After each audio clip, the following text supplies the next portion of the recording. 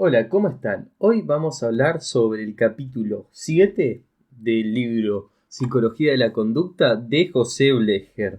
Y el título es Finalidad de la Conducta, así que arranquemos. 1. Carácter funcional de la conducta.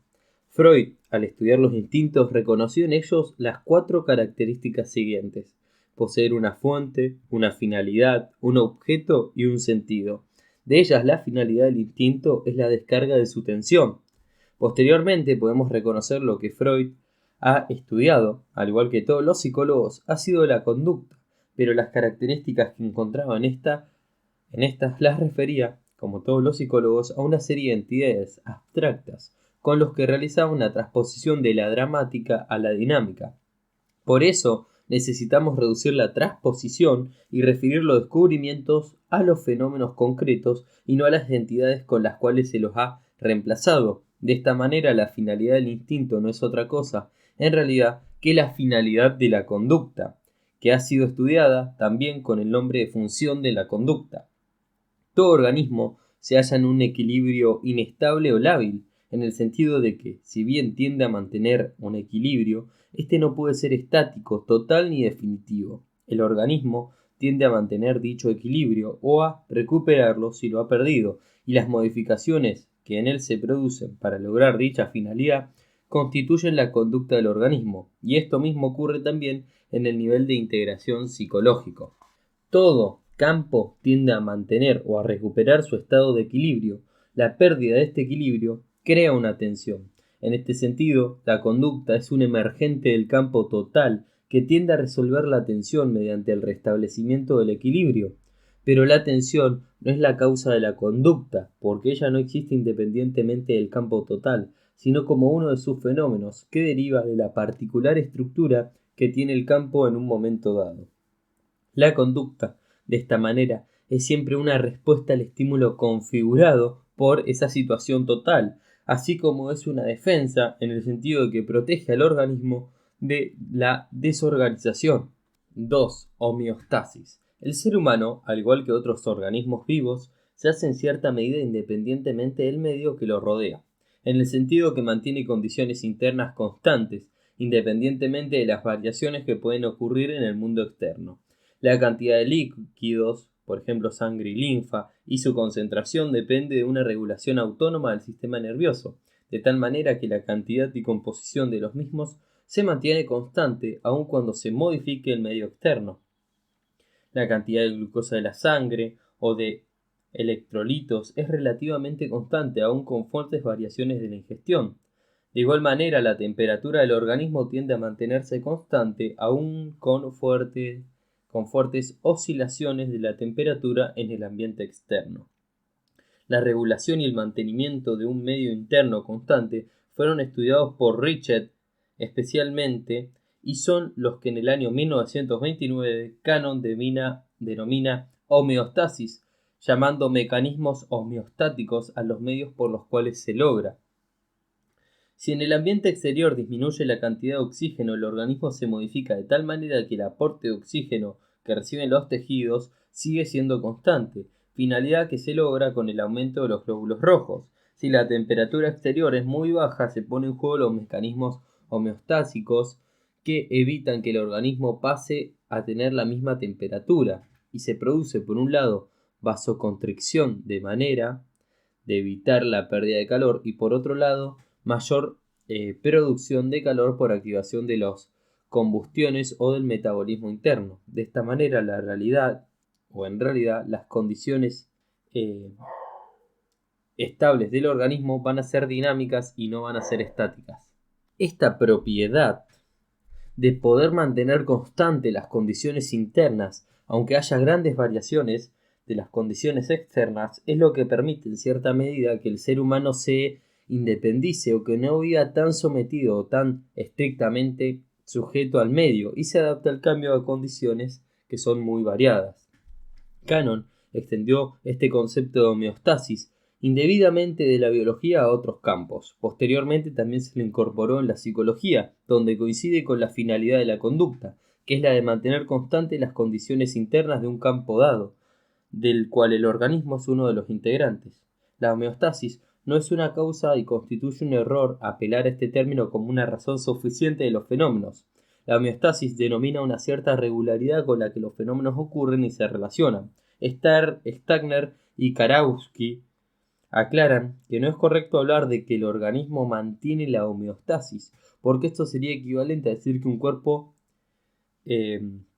que cabe mantiene la gravitación. Se trata en síntesis de evitar la animización de los fenómenos y, en este caso, de la homeostasis, que no debe ser por tanto considerada como un verdadero deus ex machina. Stanger y Karowski, hacen una diferenciación entre la homeostasis estática y la homeostasis dinámica. La estática corresponde a la restitución fisiológica automática del equilibrio, sin intervenciones de la experiencia, mientras que la segunda es la que aparece en situaciones más complejas, o sea, la dinámica, en las que intervienen no solo centros pulvares o subcorticales, sino también los centros superiores que incluyen el aprendizaje, la memoria, el pensamiento. Este distingo nos parece necesario e introduce nuevamente además la dicotomía de innato adquirido. Para los cibernistas, el fenómeno de la homeostasis puede considerarse como un caso particular de los llamados mecanismos de retroalimentación o servomecanismos, e inclusive habría una ventaja en denominarlos de esta manera, porque así se respeta la continuidad del mismo proceso en los diferentes fenómenos ya de los seres vivos y ya de los no vivos. Los servomecanismos más sencillos logran el control y la regulación de una máquina mediante un funcionamiento propio. Si la máquina acelera su funcionamiento, se pone automáticamente en juego el control que la regula, y lo mismo en el caso de disminución. Este aporte de la cibernética es muy promisorio, tanto como otros, para la psicología, pero se debe evitar el error de explicar la homeostasis dando como causa de la misma a la retroalimentación o a los servomecanismos. El concepto de homeostasis en psicología se refiere entonces, en síntesis, a que el campo psicológico tiende a mantener constantes sus condiciones de equilibrio o a recuperar si las ha perdido. Esta tendencia a la desorganización o al desequilibrio proviene en parte de la propia inestabilidad del campo psicológico, pero también del campo ambiental o geográfico. Las modificaciones que tienen lugar en el campo constituyen lo que denominamos conducta, la cual puede resultar predominantemente ya sea una modificación del sujeto o del resto del campo. Según sea el caso, hablamos respectivamente de conductas auto y aloplásticas. En estas últimas conducen una modificación del campo ambiental, sin el sentido de realidad es suficiente para que ocurra la coincidencia entre el campo psicológico y ambiental. De esta manera, la adaptación del ser humano a las condiciones externas tiene un sentido especial, dado que dicha adaptación se logra no solo con el sometimiento pasivo a las condiciones externas, sino manteniendo constante su estructura, es decir, se adapta sin cambiar, o mejor dicho, cambia lo necesario para no modificarse. Otra característica importante de este tipo de adaptación es que se modifica el mundo externo a las necesidades del ser humano. Y esto es válido tanto física como psicológicamente. Tendemos a mantener una imagen del mundo externo que no perturbe ese campo que es psicológico, y también en función de ello se percibe o se reprime la percepción. Sin embargo, tampoco se logra mantener de manera totalmente fija e invariable la constancia de la estructura del campo psicológico y de la personalidad total, y cada vez que se va perturbando y recuperando el equilibrio, la estructura no vuelve nunca a ser exactamente la misma que existió antes. Esto posibilita el proceso de aprendizaje, es decir, la modificación más o menos estable o permanente de la conducta a raíz de determinadas experiencias. 3. Tensión y ansiedad. La tensión no existe independientemente del campo y no es tampoco una causa que se agrega para producir fenómenos, solo es uno de los fenómenos. Cuando un organismo o un campo mantiene estabilizada una estructura definida, decimos que no hay tensión, mientras que afirmamos su existencia cuando una desorganización no ha sido totalmente superada con una nueva estructura estabilizada. La tensión es una cualidad del campo tanto como del organismo y puede o no ser subjetivamente percibida. Cuando la desorganización o el estado de tensión del campo se estudia en el sujeto, lo llamamos ansiedad, que también, por lo tanto, es tanto tensión como conducta. Subrayamos que la ansiedad es una conducta y tiene por lo tanto todas las características que hemos definido para esta. La ansiedad es una conducta desorganizada o desordenada que entiende imperiosamente a organizarse u ordenarse, como todo desequilibrio del campo. Es por lo tanto un error partir de la tensión o la ansiedad para explicar y comprender la conducta, porque pasarían a ser consideradas como causas primigenias e irreductibles de otros fenómenos. El correlato subjetivo de la tensión del campo es la ansiedad, pero la tensión puede aparecer en las tres áreas o solo en alguna de ellas y recibe distintos nombres según el predominio en alguna de las tres áreas de manifestación de la conducta. Si es subjetivamente percibida, es decir, si aparece en el área de la mente o área 1, se reserva para ella el nombre de ansiedad. Si aparece como fenómeno predominantemente en el área 2 o del cuerpo, lo llamamos angustia, algún temblor, una diarrea, una polucea, etc.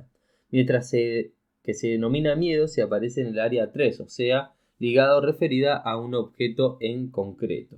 Como ya se sabe, estos fenómenos pueden coincidir tanto como pueden presentarse aisladamente o bien pueden alternar o sucederse.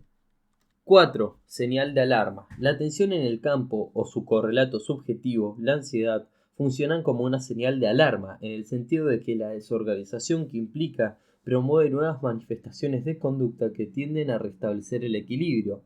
Entiéndase bien que no se trata de una sucesión en la que la desorganización produce ansiedad y ésta produce la conducta, sino que la desorganización es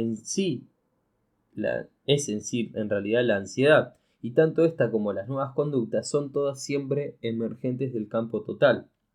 Si esta desorganización alcanza un nivel demasiado intenso o amplio, no se produce un reequilibrio, la ansiedad no funciona como señal de alarma y se ha sobrepasado la capacidad automática del organismo de recuperar su equilibrio. La ansiedad se transforma en estos casos en la conducta predominante, porque para que ella funcione como señal de alarma se requiere una intensidad óptima que no debe ser sobrepasada. En otros términos, el campo restablece su equilibrio automática o espontáneamente siempre que su desorganización no se haya sobrepasado un determinado nivel.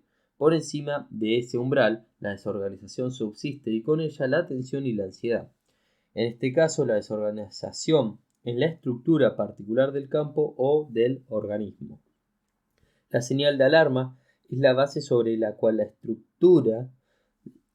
se estructura esta posibilidad de postergar respuestas con una mejor integración. De esta manera, la señal de alarma permite anticipar o prever situaciones en cuanto se reacciona ya anticipadamente o se prepara la respuesta ante la existencia actual de señales mínimas de una situación de peligro, ante las cuales funciona provisoriamente la señal de alarma y las conductas adecuadas. 5. Finalidad de la conducta. El concepto de finalidad de la conducta lo hemos visto ya como equivalente de la función de la conducta. Podemos decir también que se relaciona con la tendencia de todo campo u organismo al equilibrio homeostático y a mantener constantes esas condiciones internas y libres de tensión. Es lo mismo que aludía Fechner con la denominación de principio de constancia y a lo que Freud se refería posteriormente, siguiendo a Lowe, como principio de nirvana. Debemos todavía aclarar que la finalidad de la conducta no es la de eliminar toda tensión, sino la de mantener a ésta en un nivel óptimo, constante y característico del organismo. El desarrollo óptimo de la personalidad se alcanza con un grado óptimo de ansiedad y no con la ausencia total.